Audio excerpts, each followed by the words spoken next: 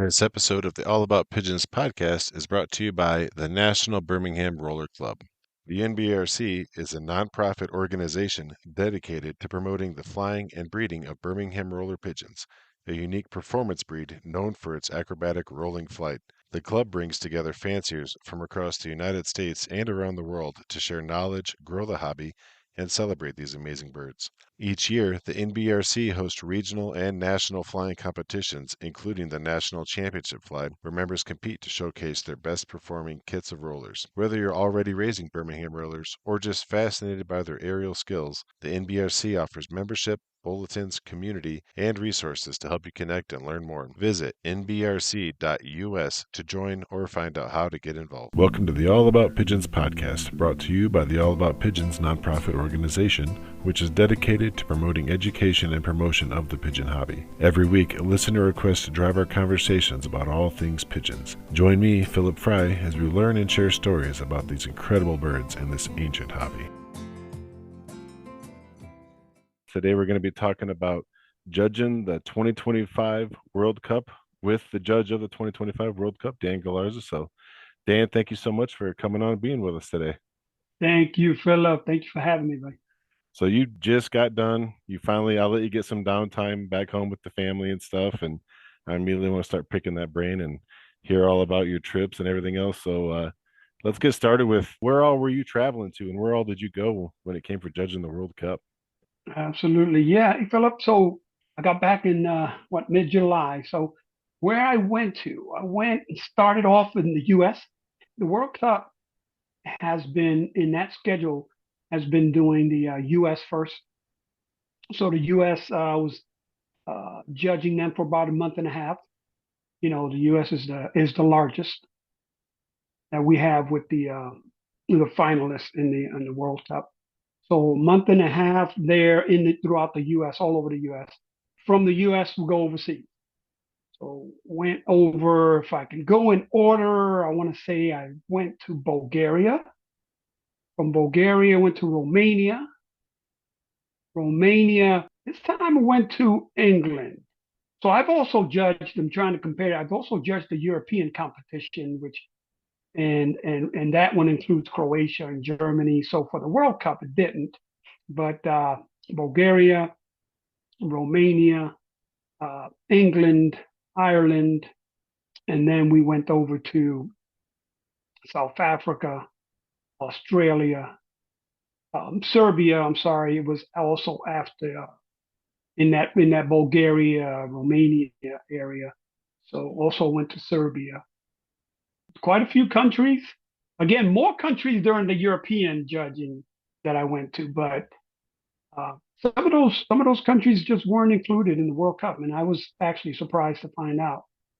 Didn't go to, for example, Hungary, which I went to during the European finals that I judged. It was the European Cup. Hungary, Germany, Croatia, like I said, Slovenia, some other. It was definitely interesting. But yeah, quite a few countries there. And you did that in a pretty short period of time, right? I mean, that's a list of countries right there. I mean, what was your time frame? Yeah, it's a lot of traveling in, we could say, a short period of time. Well, it was a little over about 2.5 months total. But that includes the U.S. So yeah, let's say we said about a month and a half in the U.S. and probably, yeah, about a month in the other countries. So in the other countries overseas, say for example, went over to Bulgaria. It was only in Bulgaria, say maybe 2 days. So then we go on from there, maybe 2.5 days, because you're talking about travel, and depending on how many finalists they have, we will try to take care of them, and it's not a vacation per se, you know what I mean? So it's not like we're there to necessarily enjoy more time if it allows, and we have several finalists. Then it's different because each finalist can spend can use maybe a day or two, but time is not always we're not always spending as much time there. It's more for the judging, basically, and it takes travel time to get to different places. So we don't want to, you know what I mean? Because it could take a lot longer if we didn't. And I was just trying to like, hey guys, I'm there. I'm kind of not just strictly business. I love the guys over there and everything. They're all awesome. But I was like, yeah, I don't want to spend too much time doing other things I really like to, but yeah, it's a lot of time away from home. So So you're saying the U.S. obviously has the most going on for the rollers. Out of those other countries, which other one was coming in pretty second place there? yeah, South Africa has quite a bit. South Africa, yeah, and yeah, South Africa has a good number. Following it with England as the third, so the UK, but yeah, South Africa comes in a good second as far as numbers, Hmm. and then England, uh, Ireland, and then the other smaller countries. But again, Serbia, Bulgaria, they'll have one or two. Where South Africa might have had a good 15, 16. If I took a guess at it, I Oh, really? got the Okay. score sheet still here, but yeah, they had a good number, and so I was in South Africa for a good week and a half. What would happen if, because you are on a really tight schedule as far as you have to move on to the next one and everything else? I mean, if you get out there and the weather's bad, I mean, are you able to wait it out, or you just gotta do what you can do? It's kind of tough, and knock on wood, it really didn't happen. It hasn't happened as much. Now, for example, in the U.S., when I went over to was it Tennessee, it was pouring, and it was the day we only had that day, and so we had to work around, the forecast, and so we had the morning, and then we had a little break in the schedule to where we looked at the weather also. He said, yeah, we're going to have to do it. So sure enough, we the gentleman let the birds out. And then sure enough, and it started raining. So, here I am, umbrella over me. The birds will, believe it or not, rollers. There's a gentleman in Ohio, and I'll mention him. Why not? Gabe Glenn. He lives. I call him 702. So he won the 11 bird competition, which is a different competition than the World Cup. One day when the weather, the storm was coming in. So it's about a lot of that, what we tend to understand as much as we can, because that's the tricky part about this roller and competition, is that right before a storm comes in and all of that, the atmosphere is happening, a lot of things happening to where, rollers sense it, but that storm, as soon as that 20 minutes was up, just came in and was pouring down, and his birds just were on it. I mean, they were just cracking, and he did great that day. But Really? it's yeah, it's said that right before a storm, it's probably the ideal time to fly. But yeah, it's concerning too, because you get there's a lot of I don't know if you've heard of overflies, where the birds can get up so high, and then of course the clouds come in, and then the clouds are low, and they get lost. Yeah. You can lose a lot of birds like that too. So the chances you take. Did you have any Yeah. other weather issues like during the travels at all, or was that one rain out in Tennessee pretty much it? It was besides it being cold, and a lot of birds also can perform great in cooler weather. No, with rain, we didn't have snow, even though it was winter in South Africa and Australia, but their winter is not a real winter compared to the U.S. Yeah. So like where their winters, the coldest is about say 28, 29 degrees, say Fahrenheit. Okay. That's the coldest they get. They may get a little frost. We get, of course, in the Midwest myself. So we get snow, and in the U.S. how we can get colder weather. And so yeah, it was a big difference, but interesting, these countries. when you got to see all these other loft setups and everything else, was everybody still kind of working with the same kind of loft setup that you're seeing here in the States, or was there much variation? Big differences. Yeah. So what you see mostly overseas, and you'll hear people, uh, the roller guys, we call it English style loft, are larger instead of kit boxes, like not everybody in the US has them. I don't have a kit box. I used to, but of course, the amount of space that you have in your property also makes it different. Mhm. Can play a big role on that, how large of a loft you can have. But they, even though some of them overseas do have smaller yards, they still make it to where, okay, you have what's called, again, like an English loft.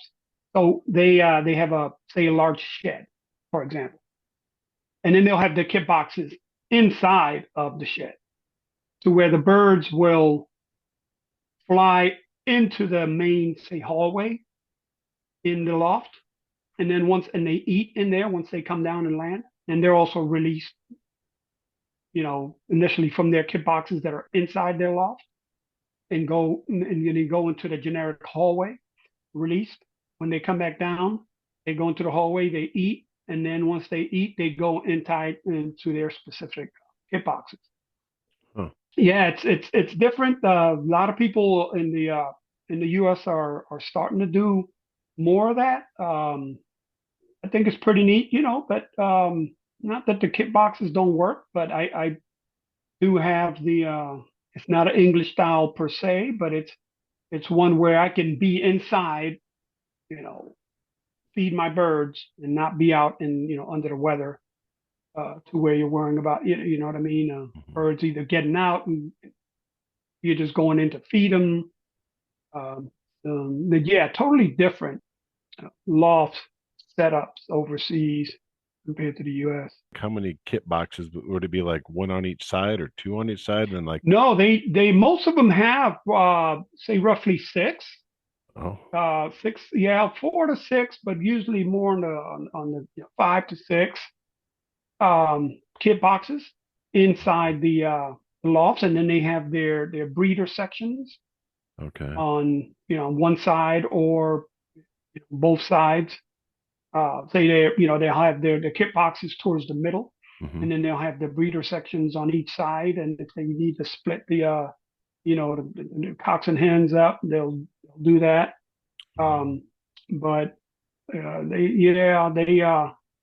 they have most of it inside the. It's rare when you see a kit box, smaller kit box overseas. Yeah, I have seen them, but it's rare.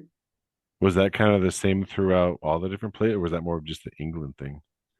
No, they call them English style lofts, but they're in South Africa. Same setup. Oh, really? Oh, okay. Yeah, same setup, South Africa. Now, actually, in Australia, they had kit boxes. And come to think about the finalists in Australia, actually a little bit of both there too. The gentleman in Australia that I can think of right now, he had a kit box.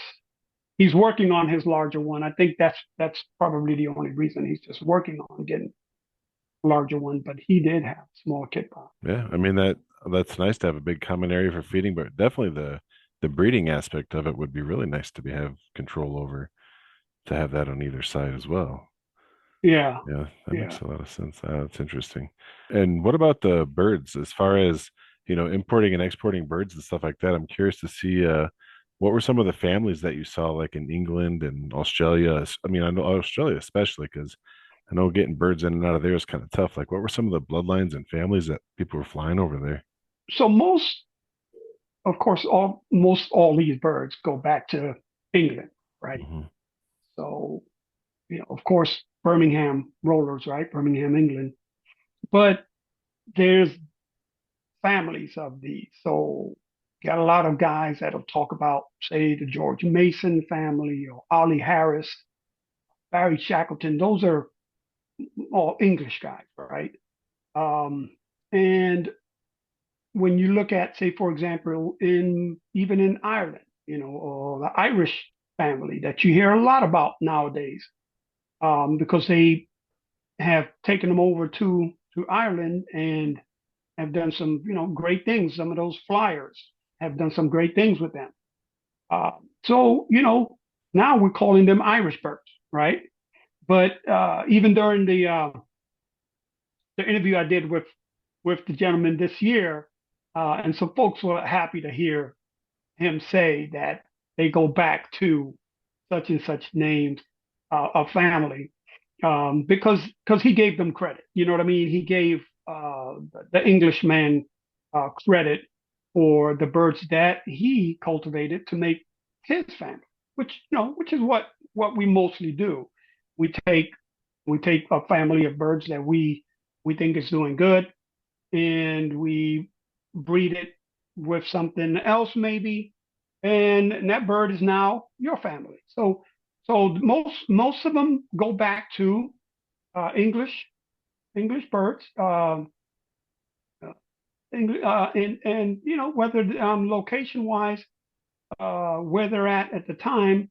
For example, now, I mean, the gentleman in South Africa won the World Cup. They're calling those South African. Now, the looks of these South African birds are different. They're not the bald head, not all of them anyway. Bald head, badges and that you'll see. So they do look a little, they have more of the dark check, the selfs and red checks, and which to most English, you'll have that look of the bald head badges. So as far as the looks, uh, there are differences, and you can tell. You can, and the people that have had our roller friends know, they take a look and see one a bird, and they can almost distinguish. Oh, that's this family. Not every time, because there's a lot of similarities, but for the most part, you can look at a bird and say, wow, that looks like such and such family. Outside of colors, was the type any different at all over there? I mean, were the birds changing much at all? Not as much as I thought I would see. The size of them Yeah. were pretty much the same. I Okay. 2 years ago there were some larger birds, and I thought I was going to see a lot more larger birds in size, and I didn't.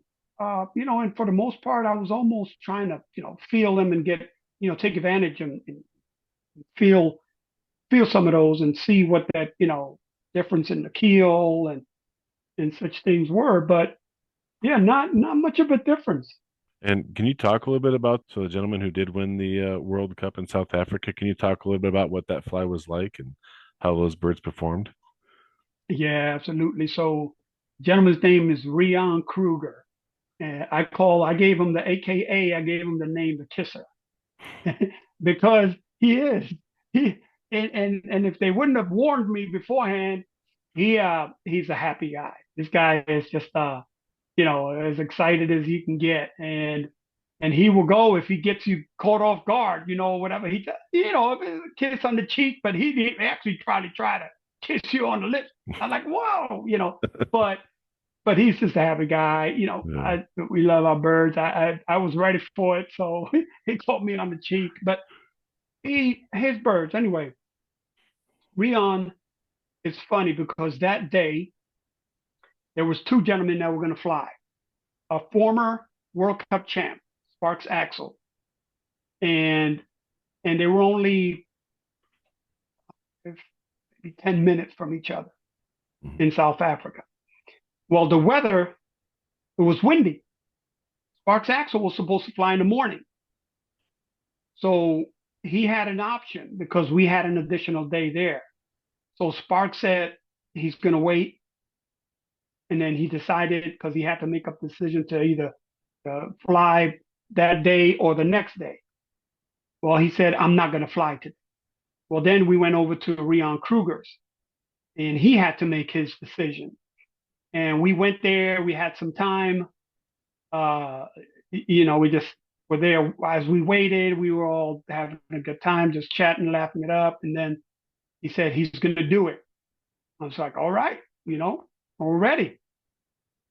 he let his birds out, and sure enough, they put it on.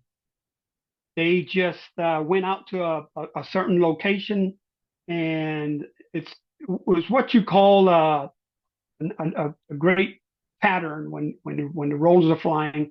When we call it a figure eight, because the rollers are flying, and they're doing kind of like a figure eight as far as they're going back and forth, and they're not, in one on one wing like we call it sometimes, and when they're doing the figure eight and they're turning in both directions, then they will tend to break at a certain location when they're doing that figure eight. So they were doing a perfect figure eight, and you would see them at that specific location just hitting. And when they were breaking, there was actually one early break, and and I could see it. I called, I can't remember what it was, maybe 9 or 10, and he had 20 birds up, maybe 9 or 10, and he and I think a few others thought it was more of a like 15, 16, because I just feel it, when I called it. But you have to, you just have to take a look and really see. So from my viewpoint, I saw it, and some birds, some birds at times when they're rolling and performing, will do what's called a faker. There's some called fakers. They'll drop, but they won't specifically be rolling. So it's what happened here, and that happened during another competition that I judged. That was another big one again during the European. Anyway, to where it's you have to really keep an eye on, because you want to be as fair and as true as possible. It's not easy, because you it's all in your hands. And but after after they warmed up, because that's what happens. Sometimes also the birds, sometimes depending on the family, will take time to warm up and really uh, perform as they're capable, rather instead of doing initially at the beginning. Sometimes when the birds first come out, they're excited, they'll do a few rolls. That's just the excitement roll. Once birds warm up, uh, these rollers warm up, they can, if they're properly trained, and then they can really put it on. Sometimes, after 20 minutes and the competition's up, whatever, if the birds are continuing to fly, you can see a lot of times that they're still working. But going back to Rion Kruger's birds, yeah, his birds were just continue to get bigger breaks, and you could just tell, his birds were ready for that day. What was his final score? Do you remember? Wow, he was I've got the score sheets right there. I could pull it up, because he was one of the last. But he didn't surpass. I can tell you this: he didn't surpass the uh, the second place gentleman in Ireland. Okay, Kevin McKinney, by much, by much. Okay. But yeah, so it was a close call. The gentleman in Ireland, Kevin McKinney, had won it before, and wow, his his birds. Just to talk a little about Kevin, his location is a little on the rough side, to where Kevin lost a lot of breaks because of where I had to stand to watch his birds. So it was a windy day. The birds flew out. They were in some areas that I just couldn't get to, and that's tough, because the birds are most likely performing and putting some really good breaks on. And if you can't see them, and if you can't even see them finish the break, you can't honestly give them the Right. score. So they were above some trees at times, and they'd break big numbers, and then they'd be behind the tree, and then it's it's sad, but it's just the way that scoring, you have to call it as it is. You have to see it from beginning to end. Yeah, that is, I always say that that's one of that's got to be just, you have a lot of experience with it, and you really just have to have experience and an eye for it because so much is happening so Yes. fast. And like you're saying, even where you're standing, and then there's so many variables, for the Yeah. guys turning their birds out, weather, BOPs are obviously a big problem these days. Like it's just so many things have to fall into place for it. And well, I Yeah. mean, that guy in Tennessee, it turns out like that storm might have been a good thing for him, if he timed it out just right. So, Yeah. you Yeah. know, Yeah. you Yeah. just you never really know with that. But well, let's shift gears a little bit here. I Yeah. like your hat, by the way. That's a real nice hat. Thank you. Yeah. Yeah. NBRC last year's NBRC convention hat. Okay, that was last year's up in Ohio then. Yeah. So yeah, so you're the former president of the NBRC, you're current director at large and the publicity director. And the NBRC is having its big convention this year up in Sacramento, November 6th through the 9th. Let's can you talk about that a little bit and let us know Sure. what's going on up there? Yeah. So every year the NBRC has a convention, and we do it at a different state every year. Last year being in Ohio, this year's in Sacramento. We've done it in Sacramento before, roughly 12 years ago. A lot of folks in California, a lot of members in California. So anytime we can get those states that have large numbers to host it, we take advantage and take them up on it. So in the past, the way those conventions went is they were rotated, east, central, west, and we opened it up to where we just take the submission for whoever whoever can host it, and just kind of make a decision from there. So yeah, this year it's going to be in Sacramento. We've got a lot of top flyers there in that area, and we're looking forward to seeing it. We've got some guys from overseas, from South Africa, England, that are coming to the convention, and Nice. so we're looking forward to hosting them because I'll tell you, those guys overseas when they hosted me, it's like they spoil you, and it's like you want to do the same thing for them. I tell you, yeah, it's a beautiful thing the way they treat you. So anyway, so we have a at the convention we have what's called 2 days of flying, watching going and fly those watch those members' kits fly. So what we'll do is we reserve two large or three, depending on the numbers, large charter buses, and the meet and greet is usually on that Thursday, the 6th. So that evening, we've got the meet and greet and sign up, registering. Everybody's getting their name tags and picking up shirts and hats and some other items to get ready. And then that following morning, early that morning, where the bus is leaving like at 6 in the morning, and we're off to go watch those members that are scheduled to fly. And we'll visit them for about 45 minutes, an hour, and we're on to the next, because depending on how large the how far they are distance wise from one to the next, we really can't stay too long just so we can make it to. But yeah, we got folks like Brian McCormick that's going to fly, Daniel Foster, Stephen Butler. So some of those that usually do pretty good in the competitions are going to be Ronnie Ross. We got yeah, looking forward to this convention. Just and every convention, I don't know of anyone that has ever said, I'm never going to another convention because of you know what I mean. If they can make it, I'm pretty sure that they would. Um, but if you hadn't been to one, it's always a fun time, and most of it's a camaraderie, but also taking a look at good birds. It also helps. But the fun time on the bus, socialization, at the hotel. We have a banquet that we have Saturday evening. We do the awards for Master Flyer. We have two new inductees into the Hall of Fame this year. And yeah, we have a meal there. We do raffles and auctions, It's a good few days.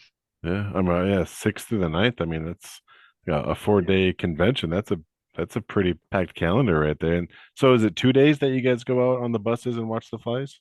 Yeah, so the sixth is the meet and greet. That's that Thursday. Okay. Then seventh and eighth is really the fly and the banquet. So we kind of Oh, all get it okay. all in on the eighth, seventh, and eighth. The Okay. ninth is really just the last day. Pretty much people are leaving on the Okay. ninth. That Yeah. Sunday. Pretty much nothing going on there. But just to let people know that sixth through ninth is just those are the days that you kind of want to take out of your schedule if you you're flying in because most people fly in. But we have a gentleman that's been coming in from Johnson Island. Yeah, it's a Kwajalein Atoll, and he's probably the furthest one that comes out. Well, used to be. Now we got South Africa, right? Yeah. That was And England. Yeah, nice. And then also, anybody that wants to see, Dan has done interviews with all the people that were qualifiers for the World Cup too, and you can check that out on 2025 World Cup Roller Pigeon. If you look that up on YouTube, 2025 World Cup Roller Pigeon on YouTube, you can check out the interviews that he did with these actual flyers too, and get some real in depth and go down some of those rabbit holes. nbrc.us. You can check those guys out. Their website has all the stuff that we're talking about here on the convention. And then they also have a lot of stuff for the members as well too. And if you're a roller guy here in the States, that's something that you should already be on as well. So we're coming up on the clock here, but Dan, thanks so much. This has been a lot of fun talking to you and hearing about the judging of the cup. Thanks for coming on the show. absolutely. Yeah, and as you mentioned, those YouTube videos only because there's a location in South Africa that it had me in tears, guys. This place, uh, this place had and it was Poen Sahovadian, and he has a big dedication for the MBRC where he has all of the former judges, the World Cup champions in one big old loft. You have to see it. It's called the Paint Boys. And again, I tell you, you see all of that and you're like amazed. It's like if you haven't been to the World of Wings or the American Pigeon Museum in Oklahoma, it's like something like that, except it's in South Africa, and you're like the last place you expected to see something like that, and so it's something to remember. Yeah, but thank you for having me, Philip. Thank you for what you're doing here, buddy. Yeah, thank you so much. It's been a good time. The NBRC is a nonprofit organization dedicated to promoting the flying and breeding of Birmingham roller pigeons, a unique performance breed known for its acrobatic rolling flight. The club brings together fanciers from across the United States and around the world to share knowledge, grow the hobby, and celebrate these amazing birds. Each year, the NBRC hosts regional and national flying competitions, including the National Championship Flight, where members compete to showcase their best performing kits of rollers. Whether you're already raising Birmingham rollers or just fascinated by their aerial skills, the NBRC offers membership, bulletins, community, and resources to help you connect and learn more. Visit nbrc.us to join or find out how to get involved. Thank you for listening to another ad-free, listener-requested episode of the All About Pigeons podcast. If you like the show and want to help it keep it going, as well as supporting your other pigeon promotional work, head to the website PigeonPod, that's pigeonpod.com. You can make a donation there. If you can't make a donation today, support the show by giving us a good 5-star review wherever you're listening to us at right now. That really helps the podcast and helps the algorithm get us out there to other people who might not know about Pigeon Podcast. If you have any episode requests, upcoming pigeon shows, competition results, or you want to be a guest on the show and just talk about some pigeons, or you have a shout out for a friend, shoot us an email at staff@pigeonpod.com. Thanks again for listening. We really appreciate your support. And remember, together the hobby thrives. Support each other and enjoy your pigeons.